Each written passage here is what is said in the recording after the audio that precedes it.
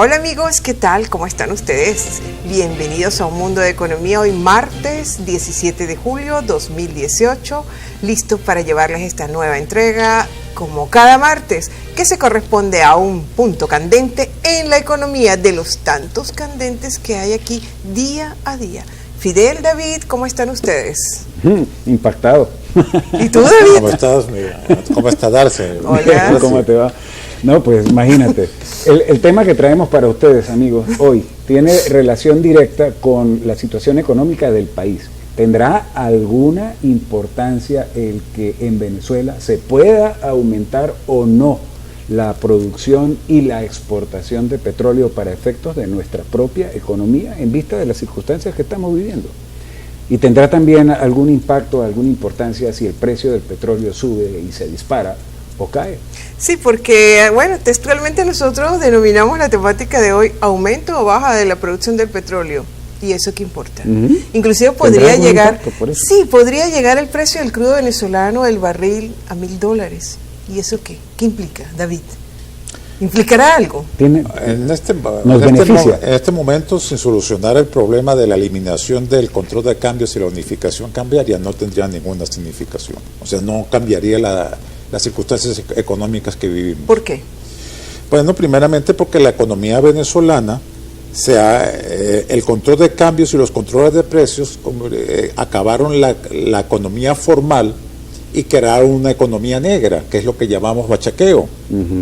Nosotros estamos en una situación de economía informal, de economía negra, de economía ilegal, y toda estructura formal de economía, sobre todo el sistema de precios, está destruido. Y sobre todo que esas economías ilegales, esas economías invisibles, ocultas, se corresponden a códigos y a leyes propias de la vida delincuencial.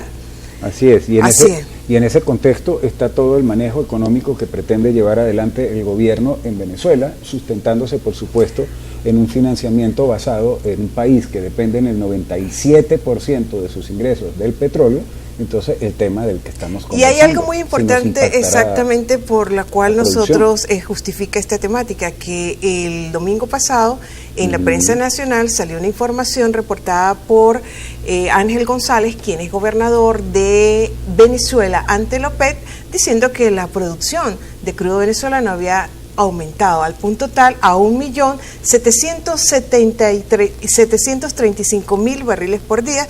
Claro, si se toman en cuenta el 1.500.000 de barriles de crudo pesado, los 90.000 de barriles de líquido de gas y los 70.000 en productos condensados. Así lo anunciaron con bombos y platillos, que la producción se está incrementando y que eso contrapone muchísimo a otras fuentes que dicen que la producción se perdieron más de 1 millón de barriles diarios y que al punto que al cierre de este año 2018 podríamos llegar a menos del 1 millón de barriles. Bueno, Darcy, pero si es que el informe de la OPEP del mes de junio, recién pasado, refleja que Venezuela tiene una producción de 1.34 millones de barriles diarios. 1.34.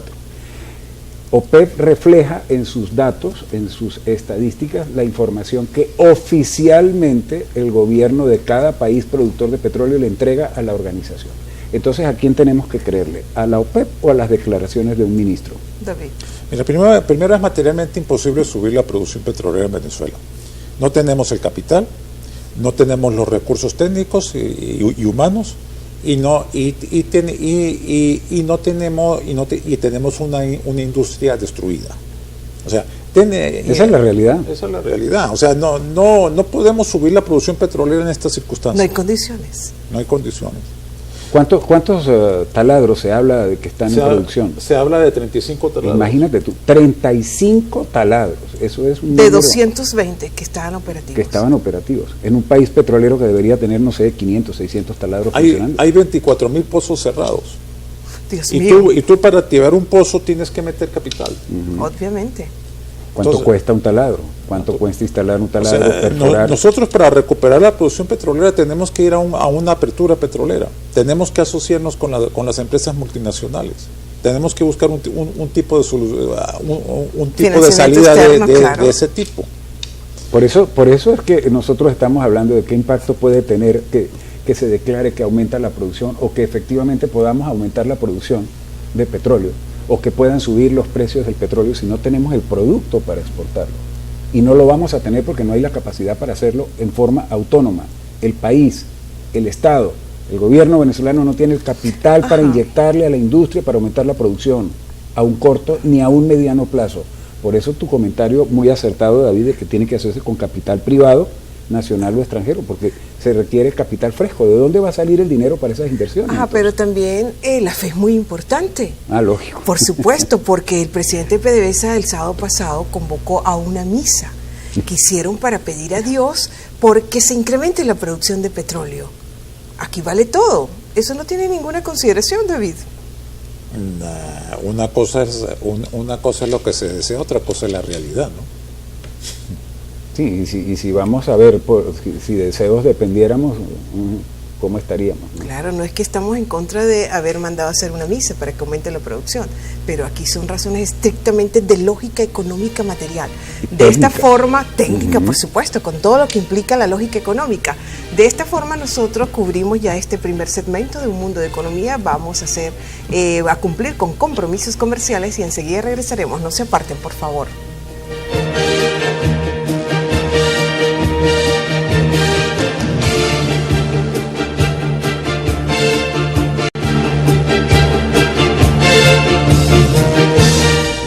Bien, amigos, continuamos con ustedes en este mediodía de martes conversando en un punto candente de la economía, el hecho de que aumente o baje los precios del petróleo, aumente o baje la producción de petróleo de Venezuela. ¿Tendrá alguna importancia eso para nosotros?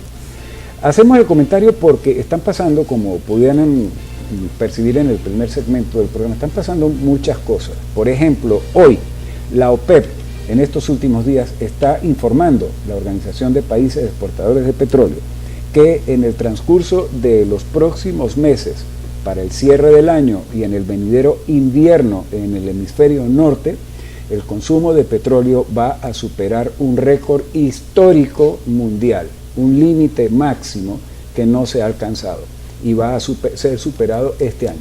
Consumo de más de 100 millones de barriles diarios que estará consumiendo el planeta a finales de año con el invierno del norte. Y arrojará efectivamente un promedio de consumo para todo el año 2018 de algo más de 88 millones de barriles diarios.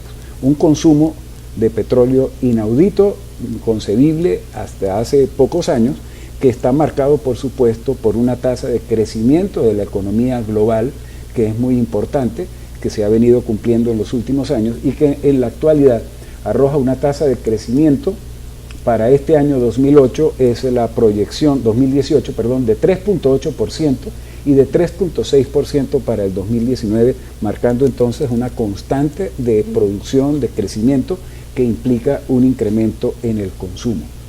Y Venezuela perdiendo producción, Venezuela cayendo en la producción, la OPEP haciendo ajustes en sus cuotas de producción con una discusión interna muy fuerte entre Arabia Saudita, Kuwait e Irán respecto a si aumentan los niveles de producción y todo lo demás para ajustarse a este fenómeno.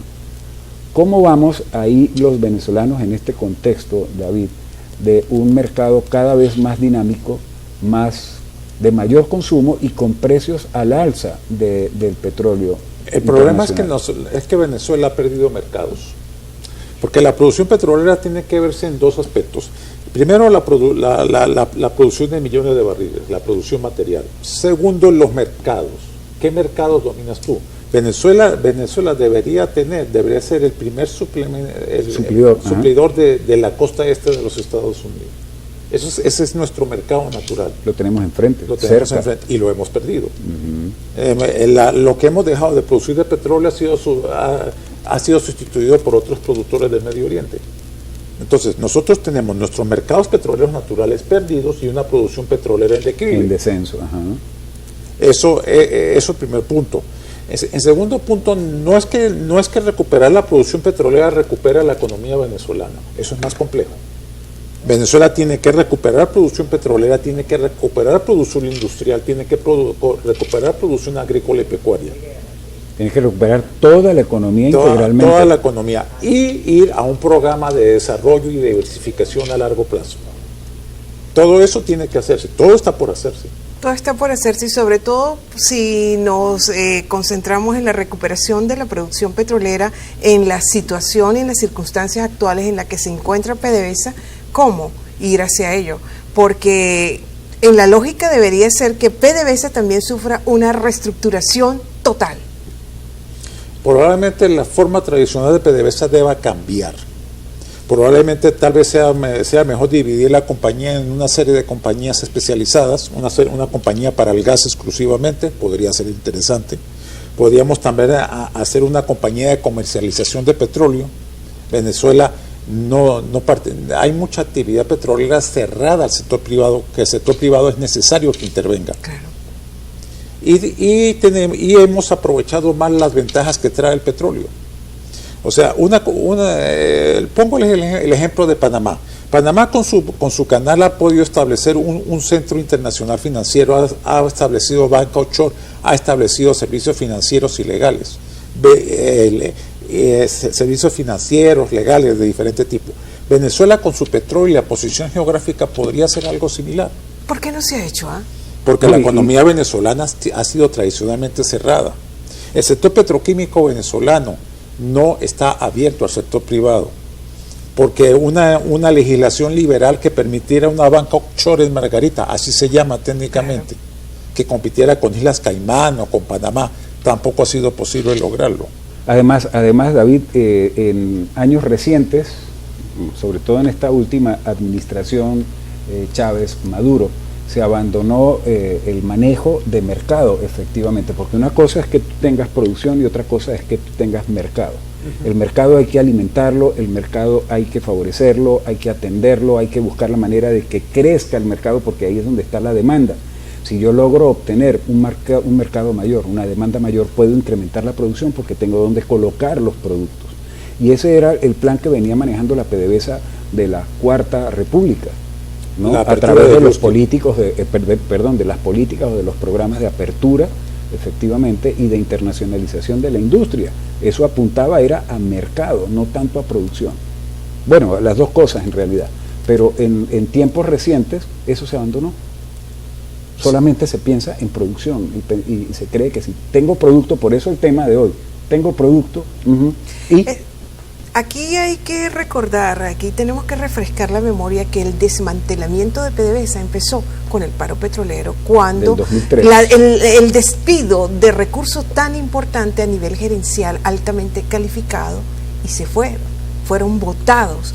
Y de ahí ese capital humano que fue formado se invirtió en su formación, en su desarrollo para desempeñarse efectivamente en la industria petrolera y se echaron a la calle. Más de 20.000 empleados profesionales de la empresa. Y el 50% de esos 20.000 empleados tenían entre 15 y 17 años de servicio en PDVSA. Caramba, es que no valorar el capital humano que es tan importante. Bueno, esas son las cosas que tenemos.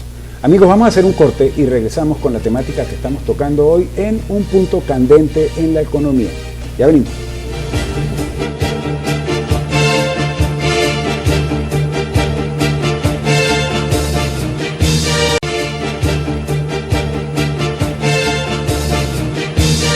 Bien, y continuamos con más de Un Mundo de Economía. Hoy martes de Un Punto Candente en la Economía estamos conversando sobre aumente o baje la producción de petróleo, y eso, pues, ¿qué importa eso realmente, David y Fidel? Por parte de Manuel Quevedo, quien es el presidente de PDVSA y de todo su cuerpo directivo, ellos anuncian que la producción de Venezuela está aumentando en 1.735.000 barriles por día, incluidos los condensados, el petróleo líquido, el petróleo pesado, y que la Junta Directiva de PDVSA, reunida con sus vicepresidentes, directores ejecutivos, están llevando a cabo todas las evaluaciones para llevar y implementar todo ese plan de reactivación en cuanto a las cuotas de producción de la estatal venezolana. Por otro lado, José Toro Hardy, especialista en petróleo, economista aquí venezolano, es director de PDVSA, ha dicho que Venezuela en la actualidad está produciendo solamente 1 millón de barriles por día y que a finales de año podríamos llegar a menos de ese millón. También hay información de que se le está dificultando a PDVSA cumplir con los despachos de crudo a Cuba. Y entonces... Gravísimo eso. Gravísimo. Último, porque ¿con qué van a pagar la franquicia? Sí, es una franquicia. Sí, una franquicia. Dios. Se paga con petróleo. Entonces, Dios. David. Bueno, la empresa, la actividad petrolera en Venezuela está muriendo, está colapsando. Terrible. Desde cualquier punto de vista, sin importar números. O sea, si es verdad, el 1.700.000 barriles es el 50% de la producción de 1998. Claro. Si sigue descendiendo, vamos a ser un productor marginal. La actividad petrolera en Venezuela está muriendo y va a tener que hacerse reformas y apertura para su recuperación. Esa es la realidad. Es la única realidad. Es la única realidad. Ahora, si vienen aumentos petroleros, eso no va a incidir en la situación económica en la que estamos. No hasta que hagamos las aperturas, ajustes y se ponga a tono la industria para poder hacer lo Fidel que se tiene que hacer. Y David, que también se ha asomado de que la OPEP tiene ya problemas y que inclusive respecto a Venezuela y que podría salir Venezuela de este cártel, pero como si fue Venezuela fundador de la OPEP. Y el promotor. ¿Cómo incidiría esto? Primero nosotros tenemos primero hay mitos sobre la OPEP. La OPEP, ¿qué es y qué no es? La OPEP no es una asociación, no somos socios. La OPEP somos competidores. Nosotros competimos por el mercado americano con los productores del Medio Oriente. Con los árabes. Entonces, la OPEP no es una sociedad. No, es un cartel de competidores que compiten por mercados. Entonces estamos asociados con competidores. Asociados con competidores. Eso es un asunto que deberíamos tener siempre. Si la OPEP muy claro. Si la OPEP es necesaria, tampoco podemos creer que es otra cosa. Que ahí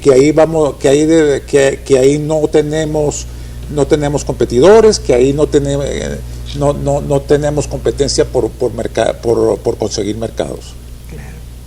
Ahora muy bien, uno de los planes interesantes que tenía la apertura petrolera era hacer una refinería en Panamá para suplir mercados del Pacífico. Esa era una propuesta interesante. Significa que nosotros entraríamos en competencia con el Medio Oriente por los mercados asiáticos. Claro. Pero eso se abandonó. Eso se abandonó. Que hay que retomar. Bueno, como todo. Se abandonó como todo. Es que, por Dios. Venezuela llegó a tener 17 refinerías en mercados claves.